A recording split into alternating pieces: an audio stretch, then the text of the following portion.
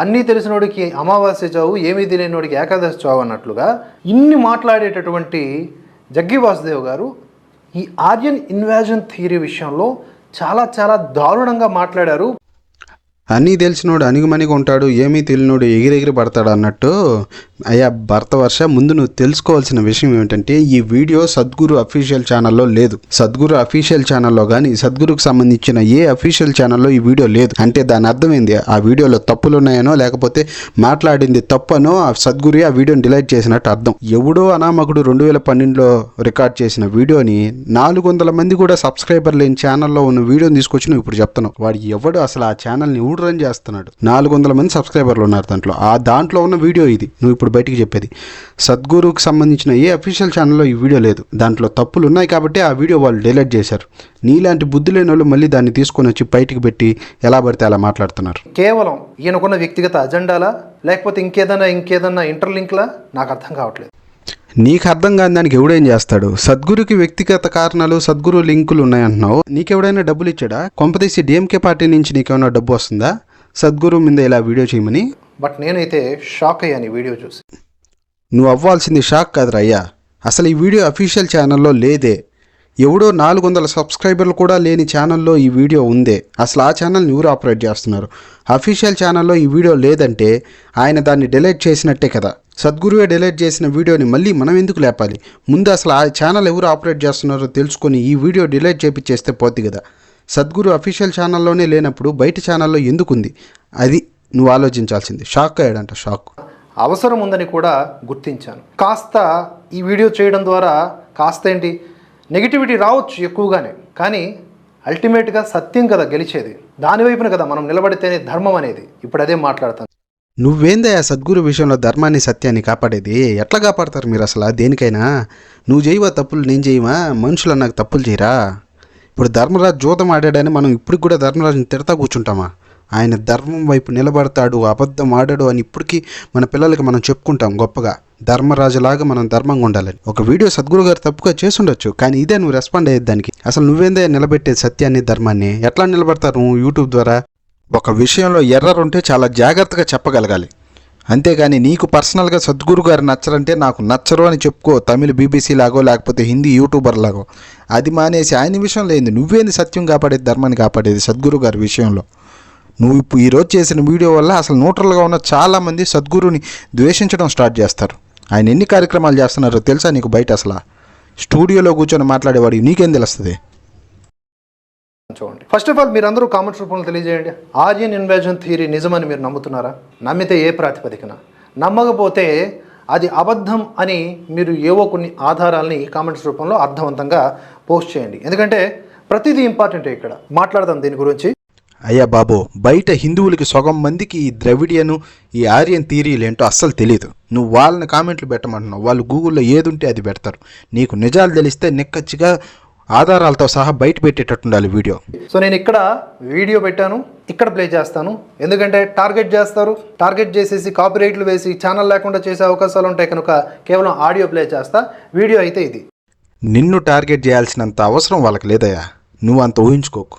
నీలాగా 100 మంది సద్గురు మీద ఫేక్ వీడియోస్, అలిగేషన్స్ వీడియోస్ చేస్తూ బతుకుతూ ఉంటారు. వాళ్ళలో నువ్వు ఒకడు అవుతావు. కానీ చెప్పు.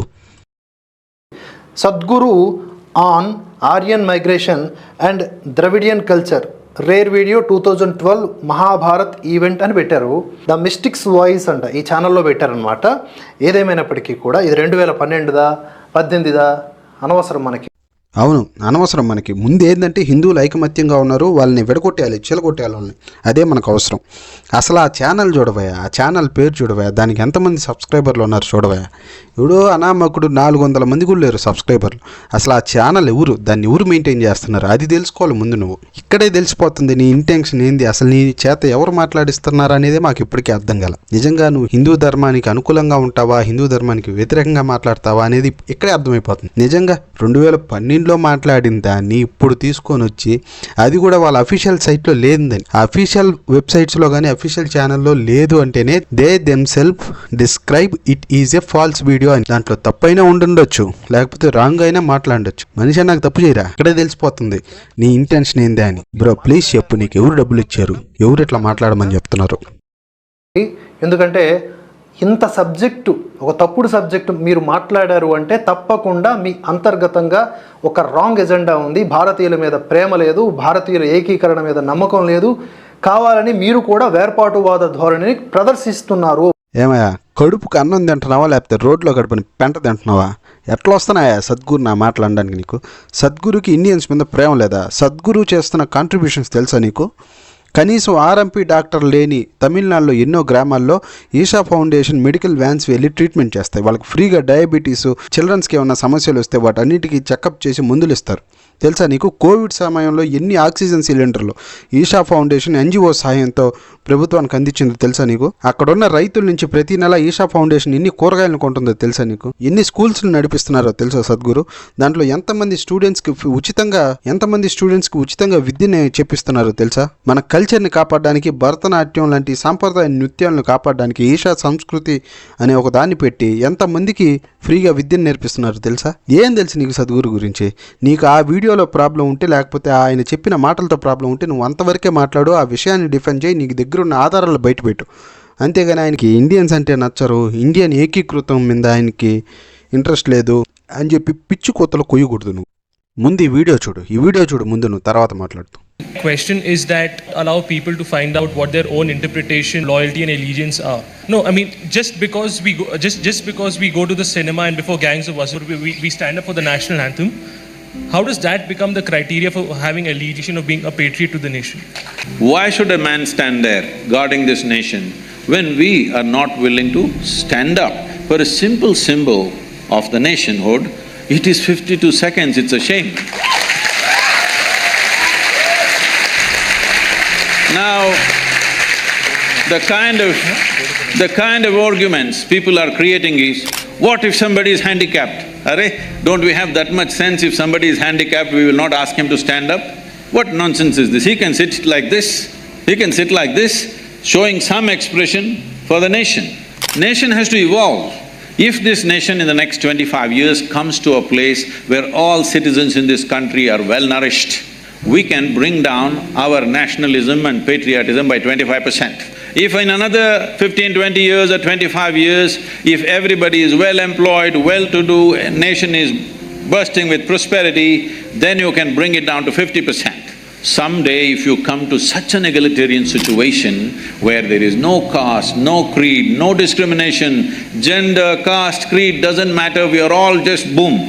If you come to that stage, we can talk about dissolving the nation and making nation into a global possibility.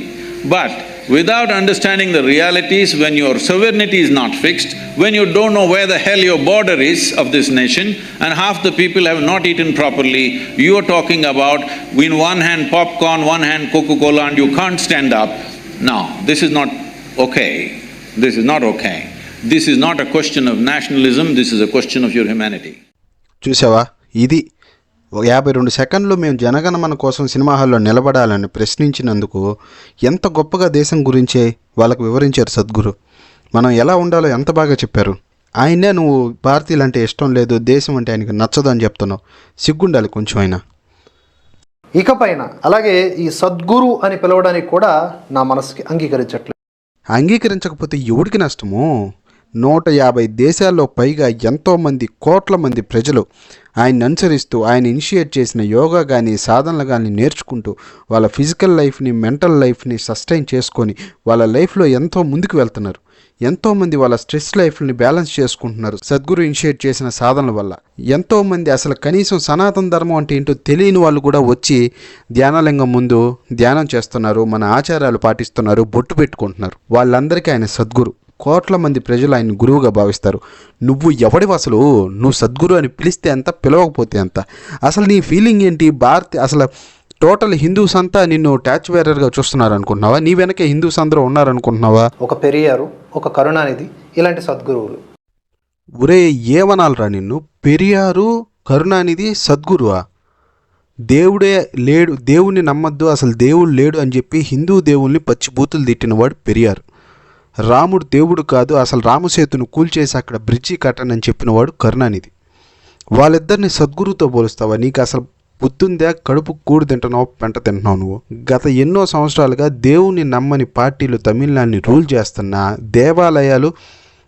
దేవాలయాలు గవర్నమెంట్ చేతుల నుంచి విడిపోవాలని పోరాటం చేస్తున్న వ్యక్తి సద్గురు. ఇప్పటికిప్పుడు అక్కడ ధ్యానలింగం ఉండే ప్రదేశం, కోయంబత్తూరు ఈషా ఫౌండేషన్లో ధ్యానలింగం ఉండే ప్రదేశాన్ని శివాలయంగా కానీ ఆయన ప్రకటించి నేను హిందువుని అని చెప్పితే పక్క రోజే వచ్చి దేవాదాయ శాఖ మొత్తం దాన్ని అటాచ్ చేసి అక్కడ ఉన్న సంపద అంతా లాక్కుపోద్ది. ఆ మాత్రం ఇంగితం లేదు నీకు? ఒక స్పిరిచువల్ రెవల్యూషన్ తీసుకొచ్చిన వ్యక్తి సద్గురు. పెరియార్ లాంటి వాళ్ళతో, కరుణానిధి లాంటి వాళ్ళతో సద్గురుని పోలుస్తావు నువ్వు ఒక యూట్యూబర్వి, సనాతన ధర్మం కోసం మాట్లాడేవాడివి, నువ్వు ఒక జాతీయవాదివి. నువ్వు ఎలా నేషనలిస్ట్ హబ్లో పనిచేసావు సాయి గారి దగ్గర ఇప్పటికీ అర్థం కావట్లేదు.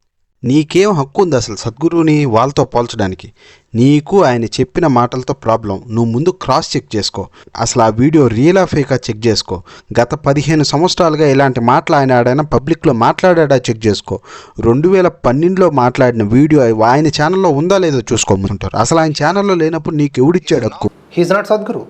He's not at all Sadhguru from now. That's it. నువ్వు ఎవడివిరా అసలు ఆయన సద్గురు కాదనడానికి? He is Sadhguru. ఆయన మా అందరికీ సద్గురువే. అసలు ఎప్పుడో జరిగిన వీడియో అది ఆ వీడియో రియలో కాదో కూడా ఇప్పటికీ నీకు తెలీదు. నువ్వు ఎందుకు అంత పర్సనల్గా ఈయన సద్గురు కాదు, ఆయన ఎంత చేస్తున్నారు సనాతన ధర్మం కోసం? నీలాంటి వాడు వల్ల మహా అంటే ఎంతమంది మోటివేట్ అవుతారా? మహా అంటే 1,00,000 మంది మోటివేట్ అవుతారేమో. నీ ఛానల్లో వ్యూస్కి రోజుకు 10,000 మించుకు ఒక్క వీడియో కూడా వ్యూ పోదు. ఆయన సంవత్సరానికి 600 కోట్లు ఆయన ఛానల్ వ్యూస్. నీ వల్ల ఎంతమంది ఇన్స్పైర్ అవుతారు? ఎంతవరకు సనాతన ధర్మానికి మేలు జరగద్ది? నువ్వు ఇప్పుడు పెట్టిన వీడియో వల్ల ఒకసారి నీ కామెంట్ చెక్ చేసుకో. ఎంతలా ఉన్న సద్గురుని ఆడిపోసుకుంటూ తిడుతున్నారో ఇతర మతస్థులు కానీ మన మతస్థులు కానీ. అది తెలుసుకో ముందు నువ్వు. ఈయన సద్గురువే కాదంటే నువ్వు ఎవడు అసలు చెప్పడానికి ఆయన సద్గురు కాదని? ఆ వీడియోలో తప్పున్నా, సద్గురు గారు తప్పు మాట్లాడినా అది ఎప్పుడో 2012లో జరిగింది. వాళ్ళే దాన్ని సర్క్యులేట్ చేయట్లేదు, ఆపేశారు. అంటే దాంట్లో తప్పు ఉందని తెలుసుకున్నారో లేకపోతే వాళ్ళు డిలీట్ చేశారో, వాళ్ళ తరపు నుంచి ఆ తప్పును వాళ్ళు సరిదిద్దుకున్నారు. నువ్వెవడు అసలు మళ్ళీ తీసుకొచ్చి తెలుగులో దాన్ని డబ్బింగ్ చేయడానికి? ఎంత కావాలంటే అంత అన్ని మొక్కలు చేయొచ్చు భారతదేశాన్ని మీలాంటి వాళ్ళు ఉంటే. నీలాంటి వాళ్ళ వల్ల హిందువులు తప్పుదోవ పడతారో లేదో తెలియదు కానీ సద్గురు లాంటి వాళ్ళు ఉండడం వల్ల ఎప్పటికీ దేశం విడిపోదు. ఐ ఛాలెంజ్ యూ, కావాలంటే చూసుకో. సద్గురు లాంటి వాళ్ళు ఉండడం వల్ల దేశం ఇంకా ఐకమత్యంగా ఉంటుంది. At the same time in the name of సనాతన ధర్మ, హిందుత్వ, లేకపోతే యోగా, ధ్యాన ఇలాంటి వాటిలతో పేరు గడించి, సంపద గడించి, పెద్ద పెద్ద స్థాయిల్లో ఆస్తులు గడించేటటువంటి మీలాంటి వాళ్ళు కూడా ప్రమాదకరులే ఈ దేశానికి. నీకెందాకే చెప్పా, సద్గురు ఎంత చేస్తున్నారో తమిళనాడులో ఇంకా దేశవ్యాప్తంగాని. ఆయన సంపాదించిన ప్రతి రూపాయి దేశం కోసం ఏదో దగ్గర ఖర్చు పెడుతూనే ఉన్నారు. నీలాగా ఫోన్పే, గూగుల్ పే నెంబర్లు ఇచ్చి, బ్యాంక్ అకౌంట్ నెంబర్లు ఇచ్చి నాకు డబ్బులు వేయండి అని అడుక్కోవట్లే. ఆయన ఏం ఊరికే తీసుకోవట్లే డబ్బులు. ఆయన ప్రతిదీ ఆయన యోగా క్లాసెస్ చెప్తారు, వాటి ద్వారా సంపాదిస్తారు. ఆయన ఏమి ఊరికే నీలాగా ఫోన్పే, గూగుల్ పే నెంబర్లు పెట్టి తీసుకోవట్లేదే. ప్రతిదీ ఎన్నో సేవా కార్యక్రమాలు ఒక గవర్నమెంట్ ఎంత చేస్తుందో అంత చేస్తున్నారు ఆయన తమిళనాడులో ఇంకా దేశవ్యాప్తంగా. ఒకసారి నువ్వు వెళ్ళి చూడు. ఆ స్టూడియోలోంచి బయటికి రా, ముందు నీకు లోకం తెలుస్తుంది. చేతిలో ఒక ఐఫోన్ పెట్టుకున్నామంటేనే నీకు ఎంత వస్తున్నాయో ఈ ఫోన్పే, గూగుల్ పే ద్వారా అర్థమవుతుంది. నీ సంపద బయట పెట్టు బాబు. నువ్వు 3 సంవత్సరాల నుంచి ఛానల్ నడిపిస్తున్నావు, ఫోన్పే, గూగుల్ పే నెంబర్లు పెట్టున్నావు. అక్రమంగా నీకెంత సంపాదన వస్తుంది? నువ్వేం చేస్తున్నావు వాటితో? నేను చెప్తున్నా కదా, ఈ వీడియో ఫస్ట్ టైం చూసిన సోషల్ మీడియాలో చూసిన వెంటనే నాకు ఇంకేమీ మైండ్లోకి రాలే, దీన్ని ఖండించాలనిపించింది. నువ్వు వీడియో చూడంగానే చేసావు, నువ్వు క్రాస్ చెక్ కూడా చేసుకోవాలా ఇది ఏ ఛానల్లో ఉంది, నిజంగా సద్గురు మాట్లాడారా లేకపోతే ఫేకా? Okay, I'm agree with you. Sadhguru తప్పే మాట్లాడారు, సద్గురు ఎర్రరే చేశారు. కానీ మన హిందూయిజం మనకేం చెప్తుంది? Respect gurus. మన హిందూయిజం మనకేం చెప్తుంది? Question the guru with respect, don't abuse. Sadhguru ఎర్రరే చేసి ఉండొచ్చు, కానీ నువ్వు దాన్ని చాలా రెస్పెక్ట్తో అడగాలి. ఎందుకంటే గురు పొజిషన్లో కొన్ని కోట్ల మంది ఆయన్ని గురువుగా చూస్తారు. ముందు నువ్వు హిందూయిజం గురించి మాట్లాడే ముందు, సనాతన ధర్మాన్ని నేను రక్షిస్తాను, సత్యాన్ని సంబోధిస్తాను అని చెప్పే ముందు అసలు సనాతన ధర్మం ఏం చెప్తుందో తెలుసుకో. మనం ఎక్కడ కూడా గురువుని అబ్యూస్ చేయం, అది తెలుసుకో ముందు. నీ వీడియో వల్ల ఎవరికి ఉపయోగం అంటే ఆల్రెడీ సద్గురుని తిట్టే వాళ్ళకు ఉపయోగం. ఒకసారి నీ వీడియో కామెంట్ కిందకి వెళ్ళి చూడు. అందరూ సద్గురుని ఆల్రెడీ వేరే వేరే కారణాల వల్ల తిడుతూ ఉన్నారు. ఎక్కడ కూడా నువ్వు చెప్పిన ఈ ద్రవిడ ఆర్యన్ సిద్ధాంతాల కింద చర్చించుకోవట్లే ఎవరు. నువ్వు హిందువులకి చేసిన పాపం ఈ వీడియో. కొంచెం కూడా రెస్పెక్ట్ లేకుండా సద్గురు గారి మీద ఎలా పడితే అలా మాట్లాడుతూ దేశద్రోహిగా చిత్రీకరిస్తూ, నీ కాడ సోర్సెస్ ఉంటే ఆ సోర్సెస్ నువ్వు పెట్టి ఒక రెస్పెక్ట్ఫుల్ డిబేట్ చేయాలి. ఏం నేర్చుకున్నావో నువ్వు నేషనలిస్ట్ ఆఫ్ సాయి గారి దగ్గర? ఎలా తయారవు. హిందూయిజానికి, హిందూ సమాజానికి చేసిన పెద్ద ద్రోహం ఈ వీడియోను. నువ్వు ఎంత తొందరగా ఆ వీడియో డిలీట్ చేసుకుంటే అంత నీకే మంచిది. నీలాంటి వాళ్ళు 100 వీడియోలు పెట్టినా సద్గురు లాంటి మహానుభావులకి ఏం కాదు.